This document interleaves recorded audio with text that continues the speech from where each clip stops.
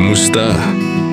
May mga araw ba na parang sunod-sunod ang malas sa buhay mo?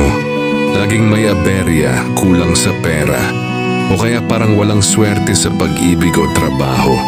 Don't worry, dahil sa video na ito, ituturo ko sa inyo ang mga simpleng paraan para maitaboy ang malas at maakit, ang good vibes at swerte sa buhay. Kaya siguraduhing tapusin mo ang video hanggang dulo. Tip 1. Linisin ang kapaligiran. Una sa lahat, linisin ang bahay mo. Ayon sa feng shui at paniniwala ng mga matatanda, ang kalat ay humihila ng malas. Ang linis at ayos ay daan para makapasok ang positibong enerhiya.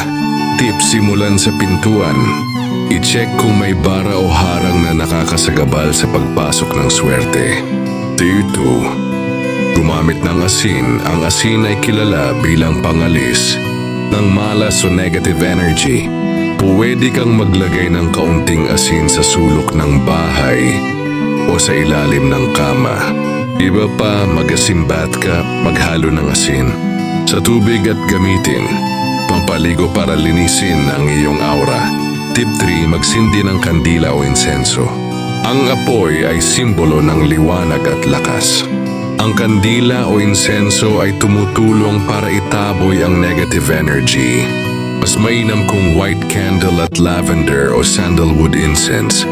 Tip 4. Dasal at affirmations. Huwag kalimutan ang pinakamabisang sandata ay dasal. Kasabay nito mag-affirmation ka araw-araw. Halimbawa, inaanyayahan ko ang kasaganaan, kapayapaan, yung swerte sa aking buhay. Gawin ito sa umaga sa harap ng salamin. Tip 5. Iwasan ang negative people. Ang malas ay kadalasang nanggagaling din sa toxic environment. Kung palagi kang nasa paligid ng reklamador, chismosa, umapanirang tao, mas madali kang kapitan ng malas. Protect your peace. Tip 6. Gumamit ng suwerteng halaman. Maglagay ng lucky plants sa bahay, tulad ng money plant, bamboo o jade plant. Sabi ng feng shui, nakakahatak ito ng positive energy lalo na kung healthy ang halaman. Tip 7. Alisin ang sirang gamit. Kung may sirang or luma na gamit sa bahay na hindi mo na ginagamit, itapon na o i-donate. Ang basira o basag na bagay ay sumisimbolo ng broken luck. Tip 8. Magsuot ng swerteng kulay. Bawat araw may kulay na swak sa swerte. Halimbawa, red para sa lakas ng loob, green para sa pera, at yellow para sa positive vibes. Subukan mong isuot ito lalo na kung may mahalagang araw ka. Bonus ritual tuwing new moon o full moon. Ang buwan ay may koneksyon sa enerhiya ng mundo.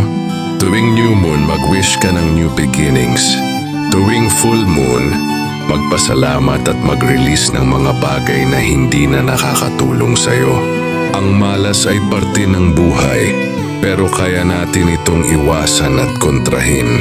Ang mahalaga, bukas ka sa pagbabago, naniniwala sa sarili mo, at marunong kang kumilos para sa sarili mong kapakanan. Kung nakatulong sa'yo ang video na ito, huwag kalimutang i-like, mag-comment, at mag-subscribe para sa iba pang pampaswerte at inspirational videos. Stay positive and stay blessed.